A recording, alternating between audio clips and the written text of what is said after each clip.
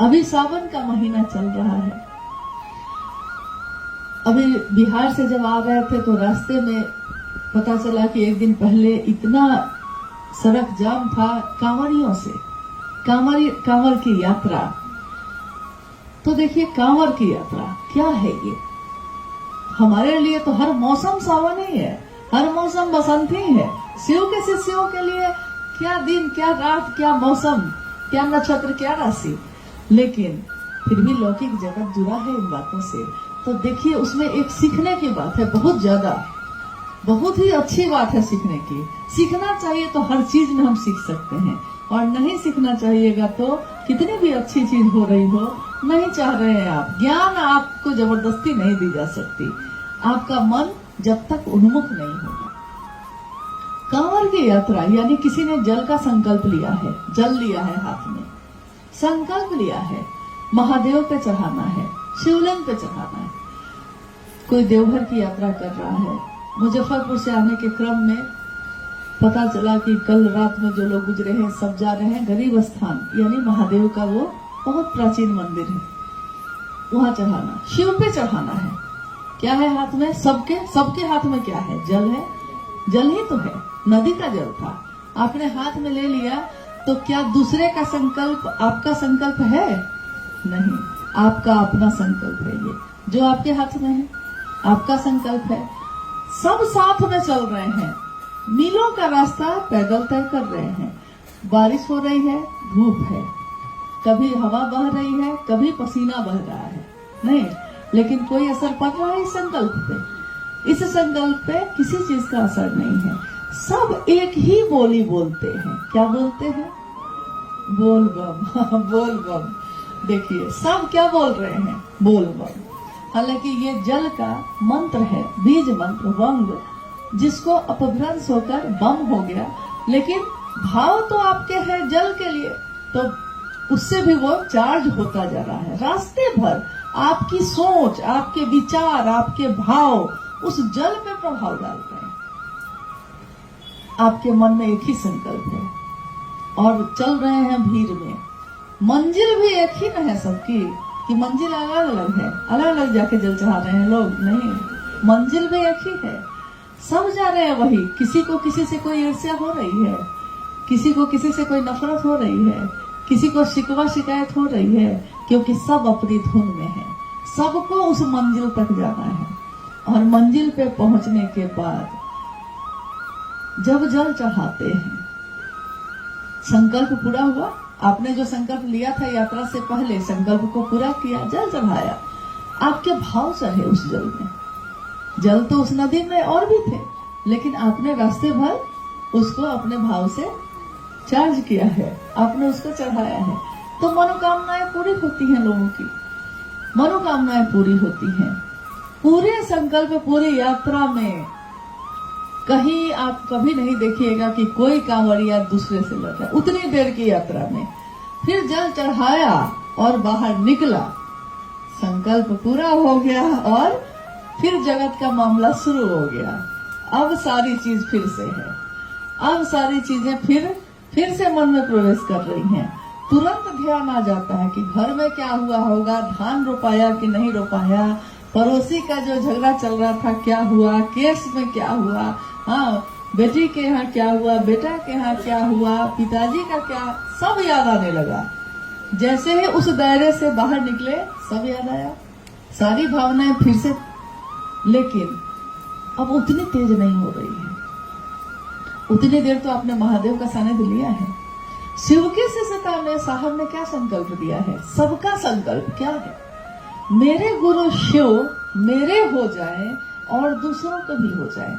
हम चल रहे हैं भीड़ में, लेकिन ये संकल्प सबका अपना है ना, सबका अपना है, नितांत व्यक्तिगत अपना है। मेरे गुरु शिव का काम, मेरी जो शारीरिक क्षमता है, मेरी जो मानसिक क्षमता है, मेरी जो आर्थिक क्षमता है, तन मन और धन से हम जो अपने गुरु के लिए रिश्ता निभाते हैं, तो जितना मेरा सामर्थ्य है हमको उसमें निभाना है। और मेरी मंजिल है भगवान शिव, न कोई गुरु भाई, न कोई गुरु बहन, न जगत के रिश्ते। मेरी इस रास्ते की मंजिल भगवान शिव स्वयं है। तब आपको किससे शिकायत होगी? होगी किसी से? अगर संकल्प याद है और ये याद है कि कहाँ जाना है, सब अपने हैं। हाँ, महादेव महादेव की गूंज करते चल रहे हैं और दूसरों को भी उत्साहित कर रहे हैं। बोलिए बोलिए, घायल हो गए आप? यहाँ और एक चीज सीखने की है। कोई घायल हो जाता है, किसी के पैर के नाखून उखड़ जाता है, किसी के पाँवों में छाले पड़ जाते हैं, लोग रुकते हैं, फिर दवा दारू करते हैं, फिर चल देते हैं, और साथ में जो दूसरा है कोई जानता नहीं आपको, लेकिन आप घायल हो गए हैं तो रुक जाता है, आपकी मदद करता है, रुकता है, मदद करता है, यहाँ तक कि कंधे का सहारा भी देता है और कहता है अरे थोड़ी दूर और है, बस थोड़ी दूर और, चलिए ना, भले बम चलिए ना, थोड़ी दूर और है। कभी आपको हतोत्साहित नहीं करता, उत्साह बढ़ाता है। आप जा सकते हैं, आप चल सकते हैं, हम हैं आपके साथ, चलिए, और लोग चलने लगते हैं फिर से।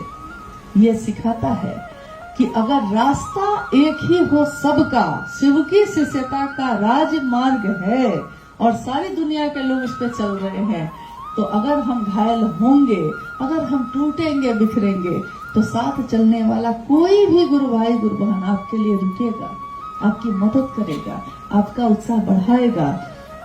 कब? अगर उसी रास्ते पे आप हैं तब, नहीं तो कोई अपनी यात्रा छोड़कर आपके लिए नहीं रुकेगा। अगर आप रास्ता बदल देते हैं, अगर आप दूसरे रास्ते की तरफ मुड़ जाते हैं, तो कोई अपनी मंजिल छोड़कर उस रास्ते पे आपके पीछे नहीं जाएगा।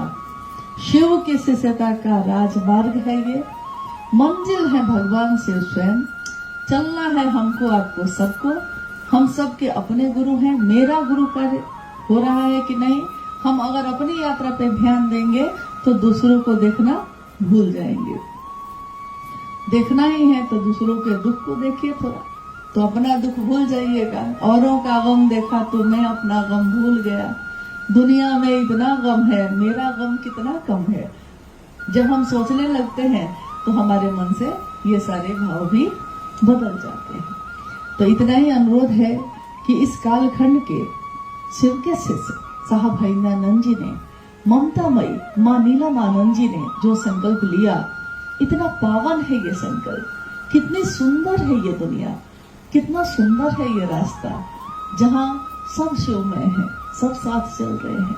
प्रेम की विधा है ये, इसमें साथ दीजिए और अपनी यात्रा भी पूरी करिए। महादेव की स्थापना हम सबका संकल्प है, न अपनी, न उनकी, न किसी की। साहब और दीदी ने यही चाहा। अभी आज है 22 जुलाई, 27 जुलाई को माँ नीलमानंद जी का जन्मदिन है। नाग पंचमी के दिन मनातूगढ़ में सन 1952 में 27 जुलाई को दीदी माँ का जन्म हुआ, और नाग पंचमी के उस पावन अवसर पे उस बच्ची के जन्म ने आध्यात्म के रास्ते पे साहब श्री के साथ अलग ही एक भविष्य गढ़ के रखा था, जो आने वाले समय में दिखा। और साहब और दीदी के एक प्रेम के सम्मिश्रण ने एक ऐसी दुनिया बनाई, शिव शिष्यों की दुनिया, शिव शिष्यों का परिवार, एक ऐसा परिवार जिसमें जो जैसा है वैसा ही स्वीकार किया जाता है। जब हम दूसरे को बदलने की कोशिश करते हैं तो दिक्कत होती है, लेकिन जो जैसा है स्वीकार कर लिया है कि मेरा भाई ऐसा ही है, मेरी बहन ऐसी ही है, चलिए जैसे हैं वैसे ही महादेव की तरफ चलते हैं, तो रास्ता आसान हो जाता है, जीवन भी आसान हो जाता है। तो इतना ही अनुरोध करना चाहते हैं कि दीदी माँ के जन्मदिन पे हम लोग वर्षों से वृक्षारोपण भी करते आ रहे हैं। आज भी कितने गुरु भाई गुरु बहन जगह जगह कर रहे होंगे, यहाँ भी हो रहा है।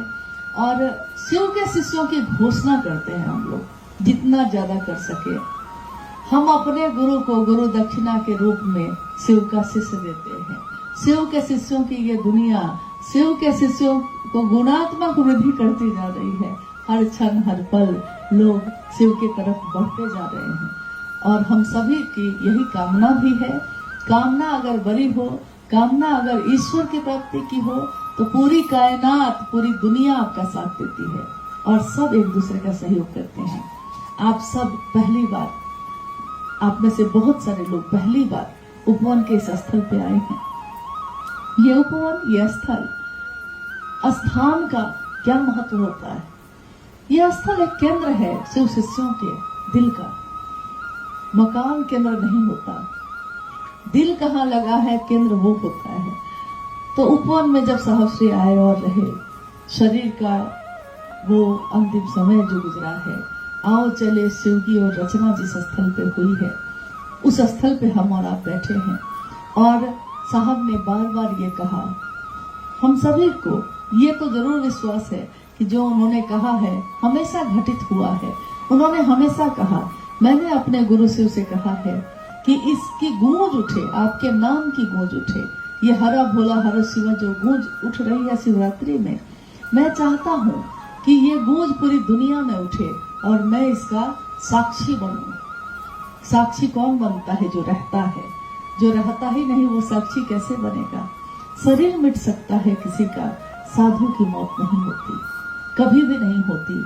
साहब हरिंद्रानंद जी हम सभी शिव शिष्यों के दिल में जीवंत हैं। मनवंतरों तक हरिंद्र की विधा ही पर्याप्त है। महादेव का ये संदेश हमारे दिल में जीवंत है और हम सब इस स्थल को नमन करते हैं, अपने साहब और दीदी को प्रणाम करते हैं और यही याचना करते हैं, यही आशीर्वाद मांगते हैं। आपने शिव के लिए शिव को चाहा है, हम सभी शिव के शिष्य भी शिव के लिए शिव को चाहें। ये हमारे अंदर हो जाए, घटित हो जाए, बस इसकी कामना है। बाकी तो जो मिलेगा दुनिया में यही रह जाएगा, साथ तो कुछ भी नहीं जाता है। महादेव के साथ आए थे, महादेव के साथ ही लौटे, फिर आए, फिर लौटे और महादेव की स्थापना लोगों के दिलों में करें। इतना आशीर्वाद साहब और दीदी का हम सबको मिल गया।